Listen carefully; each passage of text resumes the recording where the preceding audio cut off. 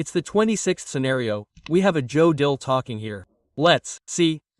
He doesn't say much, but I'd like you to take a look too. Let's go. For what's left of the state and the welfare state, we want to maintain it, because this has to be very clear to the electorate now, because we have to convince the electorate now to vote for a representative and a senator who support Lula, you know, to see if we arrive in Congress with the strength to carry out the rest of this reform we want. How will they fight to elect Tarcisio or not? The real candidate there is Tarcisio. If it's not Tarcisio, Bolsonaro putting it there divides, right? Maybe not. But then the one who might have some room to make a name for himself is Retino Jr., PSD. But those parties will also make a bet. Yes, but we're already showing up in the polls with a 50-50 vote, right? Half Lula, PT, half right. We have a candidate, they don't. Exactly. Haddad said it's really Lula. Do you really believe that? Definitely.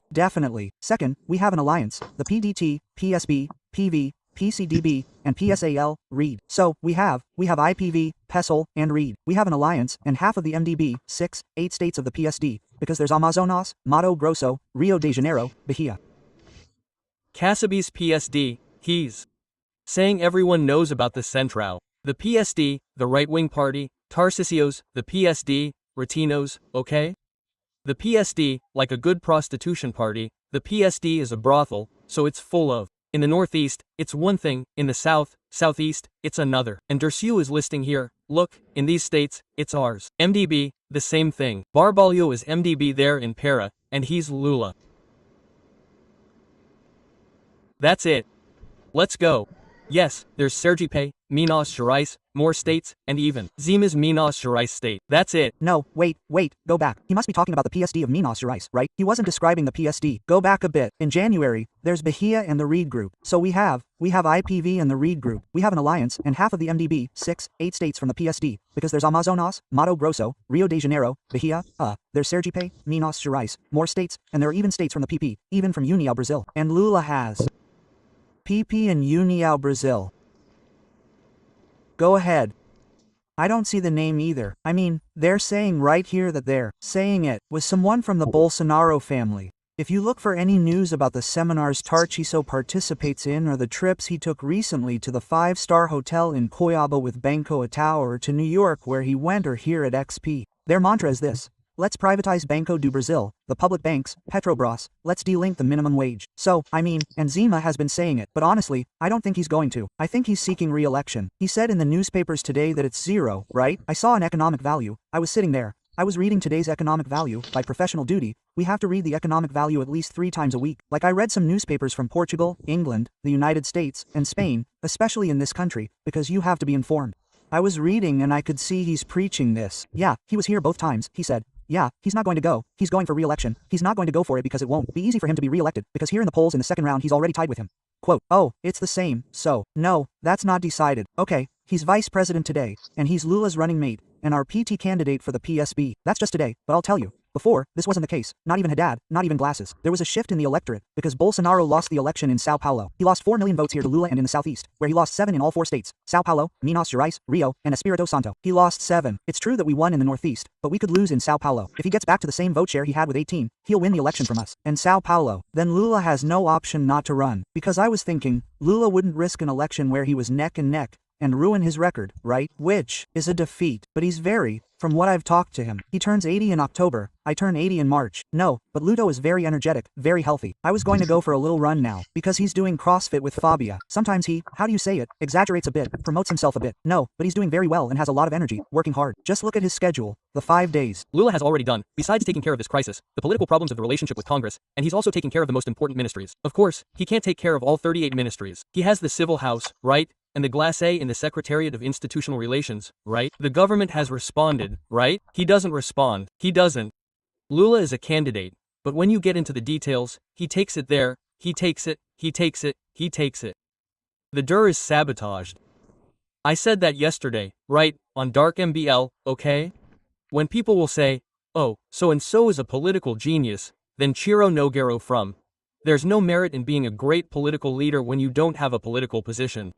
Because not having a political position is the most anti-fragile political position of all. You almost never run the risk, and every time there's a crisis, you grow. Because in a crisis, whoever has a position suffers a downside. You're the stationary bandits stealing their space. You just stand there waiting and taking their space. It's been like this every time the left has had a crisis. The centrale has grown. And when money has a crisis, the centrale has grown. Potato. When the color has a crisis, it was the centrale that grew. Then when Dilma had a crisis, it was the centrale that grew. When Temer had a crisis, the centrale grew. Bolsonaro had a crisis, the centrale has grown. Now Lula has had a crisis, the centrale has grown. So, I see merit in those who can build their political field, reach a prominent position, and win. This guy has merit. This guy is a genius. Oh, but he's left-wing, he's stupid. Stop this talk about left-wing guys being stupid. That's kind of right-wing uncle talk, okay? I know that in our field, and the more I get to know the people in our block, I know there are some crazy people who follow us. I go to MB congresses and I'm shocked by the crazy people who show up, but our people are smarter than Bolsonaro's people. Much smarter, much smarter. So, you get the idea. Saying DIRCEU isn't brilliant is stupid. DIRCEU is Brazil's greatest political strategist since redemocratization. It could have been, for example, Sergio, the famous Sergio Mota, who was Fernando Henrique's crusader during his 2 terms. He died during Fernando Henrique's 2nd term. It could have been, but he died, right? It's Odisseu. Let's go. Be careful. And DIRCEU, he has these qualities, like, he's a political strategist, he's a group leader, so he's a guy who structures his political group, writes very well, is well read, and has been through the guerrilla war. For me, DIRCEU is a complete political leader. He's a leader, he has all the qualities you need to be a political leader, okay? He just didn't have a rock band. We have to fight for guerrilla warfare, man. Yeah. Let's go.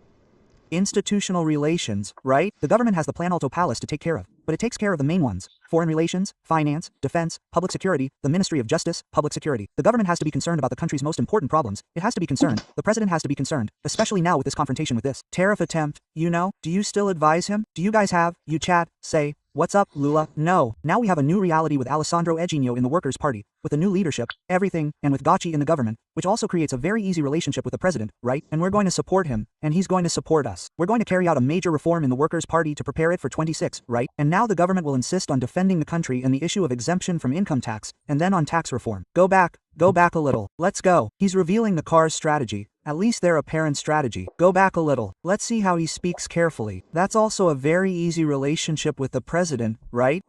And we'll support him, and he'll support us. We'll carry out a major reform in the Workers' Party, PT, to prepare it for 26, right? And now the government will insist on defending the country and the issue of exemption from income tax, and then on tax reform. So it'll be picking fights with the United States while also trying to come up with that populism. Oh, no. I'll create an exemption bracket and tax the middle class, which we already know, right? The PT buys it, and I'll explain a little about that later, how the PT buys into the factional war that's bigger than the right. The left as a whole, when they go to war with their opponent, they don't worry about coherence or anything. The left punishes its enemy and focuses exclusively on winning, while the right comes up with that nonsense. No, we need to limit power, I don't know what. Shut up, shut up. It's not for nothing that the history of American democracy is about the history of progressive advances and the retreat of the right wing, right? Right? It's always like that. No. I see this as limiting the power of all of us. The writing, no, shut up, I'm going to increase my power and I'm going to decrease yours, right? So, Bolsonaro, in his government, kept handing out aid and gifts to the Northeast. Take that aid and he put a bunch of leaders from the Northeast. Cio Nogueira, the greatest of them all, in the government. These guys voted for Lula. He gave gifts to Lula's voters and his voters. He put COVID in the ass of his voters in the center-south, and he lost votes here. He lost, just like DIS itself lost in Sao Paulo. Those guys on the left don't care. That's how they do it. It's a factional war. I'll punish those who don't vote for me. I'll blame those who don't vote for me, since they won't vote for me anyway, and I'll buy and give gifts to my people. That's how the left works. And so, that's why there's no such thing for the left. Oh, look at his hypocrisy. He says he likes the people, but he's going to find the working people of the center-south, right? The Labor Party. They call it the Workers' Party, but they don't care about the working people. If you don't vote for me, I don't give a damn. I don't give a damn. Like, the leftist in this factional war, he's shed, right? Always a hypocrite. Oh, look how hypocritical you are. I'm going to report it. Look at that. Quote, and this, yes, I'll punish you. Yes, I'll brand my enemies. Quote, yes, that's how factional warfare works.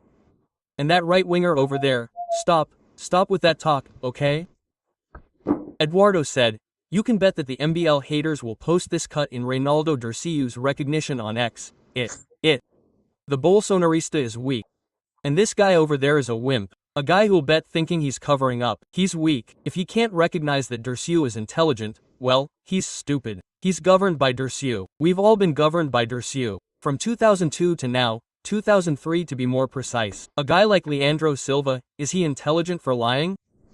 No, my dear, he's intelligent for having organized the largest political party in Brazil, probably in the history of Brazil. He's intelligent for having organized a political party that defends issues that are often minority and made them majority. Quote, he managed to organize the church, he managed to mobilize students, workers, intellectuals, part of the middle class for years, and he built a party that had this multiplicity aligned with a greater leader, Lula. He articulated this. If this isn't about intelligence, I don't know what is.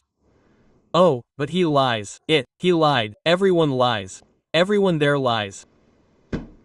Yeah, each one. Hey, Leanderson da Silva, right? These are these silly simplifications. So, okay, I'll do it. DIRCEU isn't smart. He's pretty dumb. We lose to him because we're Mongols. Each one. Let's go. The government has a set agenda. Yeah, now there's this regulation of big tech. There's an agenda for these months until the end of the year, you know? But now the most important thing is to tackle the problem of sovereignty and democracy and tariffs and keep the economy growing. Ideally, interest rates would fall. Our biggest challenge is to reduce this 15% interest rate, you know? Because this interest rate could be 9%, right? Because inflation is 4.5%. If you have an interest rate of 9%, okay, you're already providing a reasonable return on government bonds. This depends a lot on the international dollar situation. You want to lower interest rates, right? The problem is that with a dad, you won't lower interest rates. No way. The problem with this policy, with Brazil's current downward trajectory, a trajectory of increasing public spending, you won't be able to solve this, unless the American scenario changes significantly, but that's not looking like it. In fact, the world is increasingly looking like it's in crisis, and people will seek safe haven in the crisis. This current Brazil is definitely not a safe haven for anyone. Yeah.